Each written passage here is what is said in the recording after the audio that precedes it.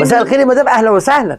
اديني سؤالك، انا مستني سؤال حضرتك. معاكي مستر ايمن تدرس. مستر، انا ابني بيشتغل مع باباه وباباه محتاج له جدا في الشغل وشايل معاه الشغل كله، بس المشكله ان هو مش عارف يظبط وقته ما بين الشغل وما بين المذاكره. اعمل ايه؟ اوعي تخليه واقف شغل مع باباه، ده راجل مسؤول ومحترم، ده ابن حضرتك راجل. كون ان هو بيضحي بمتعته في السن ده وبيروح يشتغل مع باباه دي حاجه كويسه، بس بما انه راجل ومسؤول فاكيد هيقدر ينظم وقته، بس هو مش عارف. خلي باباه وحضرتك تساعدوه في انه ينظم وقته، وبعدين اخر اسبوع قبل الامتحان يركز قوي على المذاكره ويخليه شغال. على فكره الطلبه بره في امريكا واوروبا بيشتغلوا 4 ساعات في اليوم ويذاكروا بقيه اليوم. ايه المانع ان احنا نعلم ولادنا انهم يشتغلوا ويذاكروا؟ ده مش غلط على فكره.